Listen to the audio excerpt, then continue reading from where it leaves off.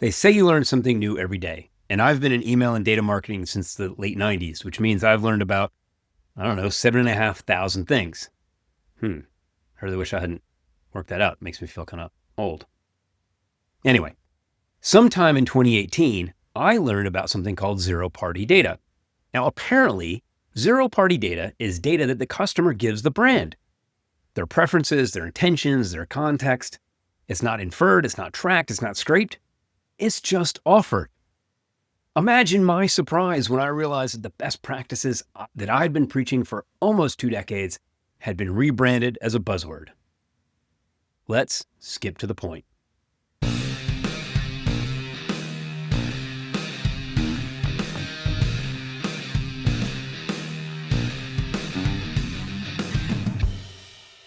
Hello, I'm Skip Fedora, and this is Skip to the Point, the weekly podcast that cuts through the buzzwords and gets to what actually matters in marketing. And today, we're tackling zero-party data. Forrester coined the term zero-party data back in 2018. And as I said before, it is used to describe data that comes directly from the customer. There are zero intermediaries, hence zero-party.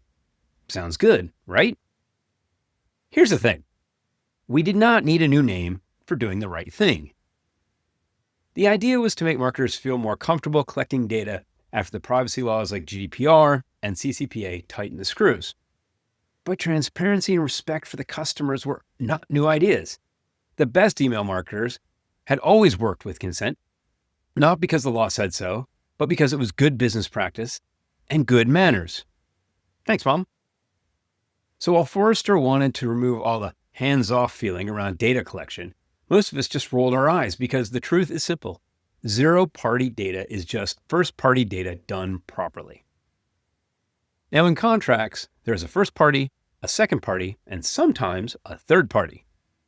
But there is no zero party. And this makes sense legally. The first party agrees to pay the second party to deliver something of value.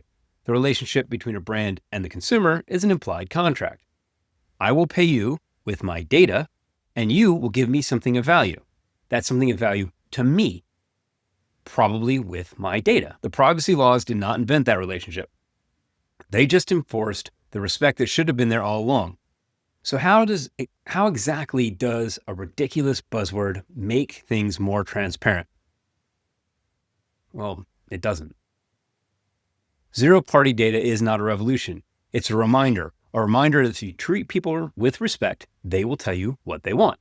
And if you listen, you will make more money. When you earn your customers' trust, they tell you more. And better data means more revenue, faster. Better targeting gives you more relevant content, greater retention and lifetime value, and higher deal velocity with less marketing waste. But collecting data has 3 big challenges. First, people are cautious. We've all been in those situations where you meet somebody new and they just ask a lot of questions. That's just their conversational style. There's nothing more nefarious to it than that. But before long, you realize that you've just shared a really personal piece of information with someone you just met. And you're like, whoa, hang on, that freaks me out. People do not hand over all their details on the first date. So only ask for the data you need and make it relevant to what the person is doing on your site. If they're looking at pricing, asking about the number of employees makes perfect sense. Asking about their vertical probably doesn't. Be respectful. Explain why you're asking, what they get in return, and tell them how long it's going to take to give you this data. Think of it as progressive profiling, again, with manners. The second challenge is that customers say what they want, but what they do is not always the same thing. So ask the important questions and respect the answers you get, and then use their behavior to validate what they've said. If there's a mismatch, do not assume you know better. Do not assume that their behavior is what they really want. Give them a chance to update their preferences instead of overriding them. That is how you keep trust. Which leads us to the third challenge. Trust is fragile. You lose it by ignoring what your customers told you or by letting the data rot.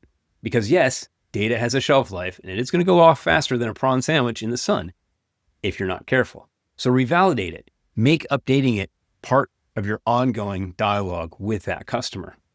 Treat every question you ask as if it's a promise that you must keep.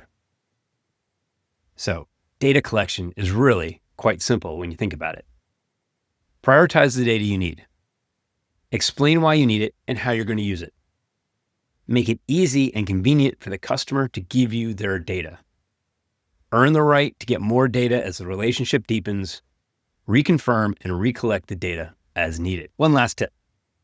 Timing is everything. Do not interrupt when someone is trying to finish a task. Like when Microsoft asks if you want to update their app when you're dialing into a meeting. No, I'm dialing into a meeting. Now, when I'm leaving the meeting, sure, I'll update your app. I don't care. But right now, I got more important things to do. Ask them when they actually have the time to give you the information that you need. So in conclusion, zero-party data did not emerge because marketers got smarter. It emerged because marketers got sloppy. Privacy laws are not a punishment. Nominally, they are a protection, but they're really a result of some marketers thinking about the number of records in their database and not the number of people in their database. Zero-party data was supposed to remind us to handle customer information with respect. But let's be honest, the party in question is not a zero. They're your customer, and they deserve better than a buzzword. Join me next time when I cut through more B2B buzzword BS. Until then, stay safe, make good choices, and always skip to the point.